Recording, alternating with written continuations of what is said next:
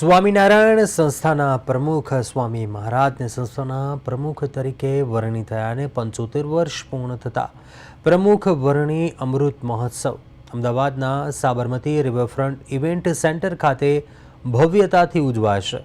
7 ડિસેમ્બરે યોજાનારા આ કાર્યક્રમમાં 50,000થી વધુ આમંત્રિતો દેશ વિદેશના સંતો સાધુઓ તથા મહાનુભાવો હાજરી આપશે। આ મહોત્સવને અનોખો બનાવવા સાબરમતી નદીમાં 75 ડેકોરેટિવ ગ્લો લાઇટિંગ ધરાવતી ફ્લોટિંગ હોડીઓ પણ રાખવામાં આવી રહી છે।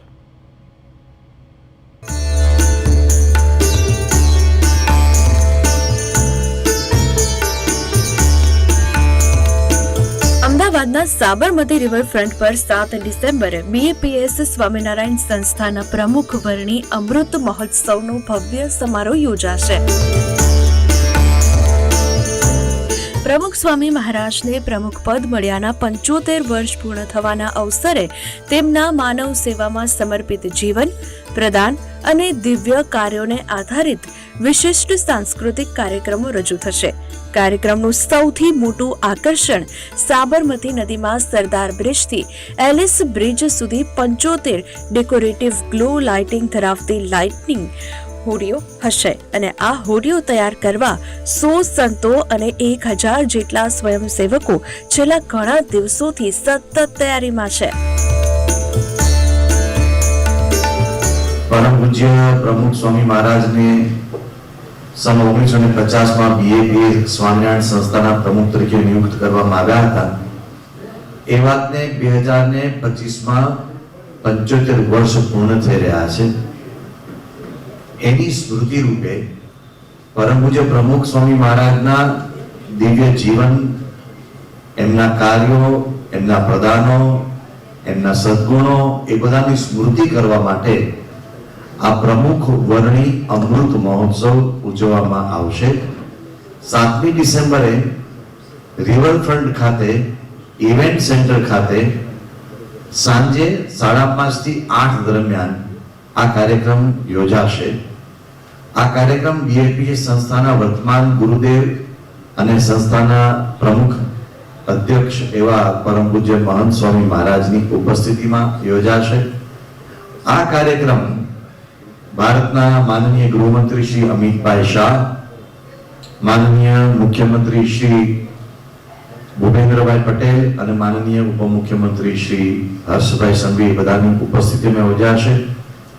આ પ્રસંગે BAPS સ્વામિનારાયણ સંસ્થાના વરિષ્ઠ સંતો અને હજારો હરિભક્તો ઉપસ્થિત રહેશે। આ પ્રસંગે એક વિશેષ આયોજન એ પણ છે કે પ્રમુખ સ્વામી મહારાજના જે સદગુણો છે એની સુવાસ આપણને અનુભવાય એટલા માટે 75 વર્ષ નિમિત્તે 75 નૌકાઓનું એક સુંદર, જેને આપણે ડેકોરેટિવ ફ્લોટ્સ કહી શકીએ, એ ડેકોરેટિવ ફ્લોટ્સ સાબરમતીના નીરમાં તરશે અને એમાં પ્રમુખ સ્વામી મહારાજના ગુણોની સ્મૃતિ કરવામાં આવી છે, જે આપણા સનાતન ધર્મના શાસ્ત્રોએ વર્ણવેલા ગુણો છે। એ ગુણોની ત્યાં સ્મૃતિ સાથે એમાંથી પ્રેરણા પ્રાપ્ત થાય એવો મંચ કાર્યક્રમ પણ છે। મંચ કાર્યક્રમમાં મુખ્યત્વે પ્રમુખ સ્વામી મહારાજે આ આંબલીવાળી પોળમાંથી જે એક સેવાનું જન આંદોલન ઉપાડ્યું, માનવ સેવાના અનેક ક્ષેત્રોમાં એમણે જે સેવાનો વિસ્તાર કર્યો, એની વાતો આ કાર્યક્રમમાં મુખ્યત્વે વણી લેવામાં આવી છે। અને એના ઉપક્રમે એમણે અહીંયા જે પ્રતિજ્ઞા લીધેલી આંબલીવાળી પોળમાં, એ પ્રતિજ્ઞાના શબ્દોને એમણે પોતાના જીવનના અંત સુધી કેવી રીતે બરાબર પાળી બતાવ્યા છે, એ પાસાઓને પણ વણી લેવામાં આવ્યા છે। આ કાર્યક્રમમાં કેન્દ્રીય ગૃહમંત્રી અમિત શાહ, ગુજરાતના મુખ્યમંત્રી ભૂપેન્દ્ર પટેલ અને નાયબ મુખ્યમંત્રી હર્ષ સંઘવી સહિતના અનેક મહાનુભાવો સાથે 300થી વધુ સાધુ સંતો ઉપસ્થિત રહેશે। માત્ર આમંત્રિત માટે રાખવામાં આવેલા કાર્યક્રમમાં 50,000 જેટલા ભક્તો ઉપસ્થિત થશે, જ્યારે દેશ વિદેશના લાખો ભક્તો live.baps.org અને આ આસ્થા ચેનલ મારફતે કાર્યક્રમનું જીવંત અનુભવ કરશે। વાહન વ્યવસ્થા માટે સંસ્થાએ શહેરના દરેક વિસ્તારમાં 500 થી વધુ AMTS બસો મૂકવામાં આવી છે. આમંત્રિતોને તેમના વિસ્તારથી લઈ કાર્યક્રમ સ્થળ સુધી અને તેને પરત પહોંચાડવાનું આયોજન કરવામાં આવ્યું છે. રિવરફ્રન્ટ વિસ્તારમાં 4 થી વધુ પાર્કિંગ ઝોન સાથે 5000 જેટલા સ્વયંસેવકો સેવા માટે ફરજ પર રહેશે. પ્રમુખ સ્વામી મહારાજને 75 વર્ષ પહેલા અમદાવાદના શાહપુર સ્થિત આંબલીવાડી પુલમાં અમારા ગુરુ શાસ્ત્રીજી મહારાજે સંસ્થાના પ્રમુખ તરીકે વરણી કરી હતી. આ પવિત્ર પ્રસંગની 75મી વર્ષગાંઠે તેમની દિવ્ય સેવાઓ અને પ્રદાનને નવી પેઢી સુધી પહોંચાડવા અમૃત મહોત્સવનું આયોજન કરાયું છે. 1950માં શાસ્ત્રી નારાયણ સ્વરૂપદાસજીને, જેને દુનિયા પ્રમુખ સ્વામી મહારાજ તરીકે ઓળખે છે, BAPSના આજીવન પ્રમુખ તરીકે નિયુક્ત કરવામાં આવ્યા હતા. વિશ્વવ્યાપી સનાતન ધર્મ અને માનવ સેવાના કાર્યોમાં તેમનું યોગદાન અસંખ્ય છે. આયોજકો અનુસાર આ કાર્યક્રમમાં પ્રમુખ સ્વામી મહારાજના જીવન પ્રેરક પ્રસંગો, યશસ્વી કાર્યો અને સેવાભાવને શાનદાર સાંસ્કૃતિક પ્રસ્તુતિઓ દ્વારા રજૂ કરવામાં આવશે. આ જે ફ્લોટ્સ છે તેમાં લોકો જવાના નથી, એટલે પાણીમાં જે ફ્લોટ્સ છે એ જનરેટર દ્વારા એને પાવર પૂરો પાડવામાં આવે અને એની વ્યવસ્થા કરનારા તરવૈયાઓ એના સંચાલનમાં જોડાયા હોય, પણ એ સિવાય કોઈ આમ જનતા આ ફ્લોટ્સમાં જવાની નથી. એટલે એક સેફટીનો એક મોટો બાર ત્યાં મૂકવામાં આવ્યો છે. પણ તેમ છતાં એની વ્યવસ્થા કરનારા જે લોકો છે, જે ખુદ તરવૈયાઓ છે, એવા લોકો જ એમના માટે પસંદ કરવામાં આવ્યા છે. પરંતુ એમને પણ કોઈ દુર્ઘટનાનો સામનો કરવો ન પડે એ માટે અંદર સેફટીની બીજી બધી પણ વ્યવસ્થાઓ, જેમ કે લાઈફ જેકેટ સાથે તેઓ અંદર ગયા એ બધી વ્યવસ્થાઓ અને ફાયર ડિપાર્ટમેન્ટ દ્વારા પણ ત્યાં સુવિધાઓ પૂરી પાડવામાં આવેલી છે.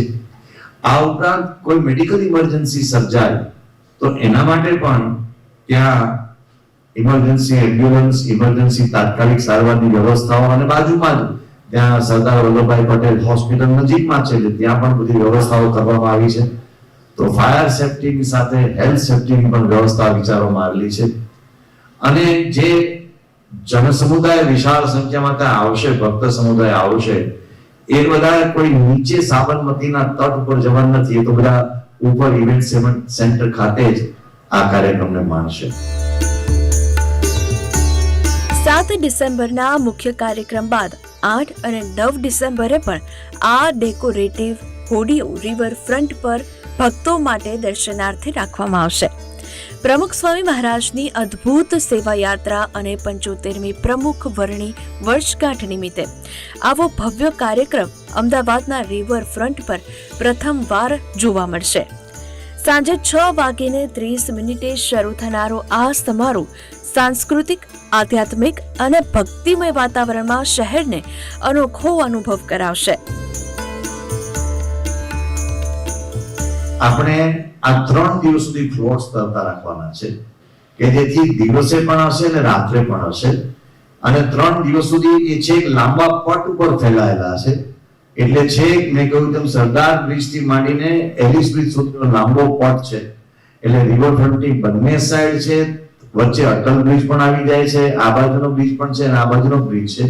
અને છતાં એમાં પોલીસની, ટ્રાફિક પોલીસની પણ ખાસ મદદ લેવામાં આવી છે કે લોકોને માણી પણ શકે. ખાસ કરીને રિવરફ્રન્ટ ઉપરથી તો બંને પક્ષે, બંને બાજુથી સારી રીતે માણી શકાશે.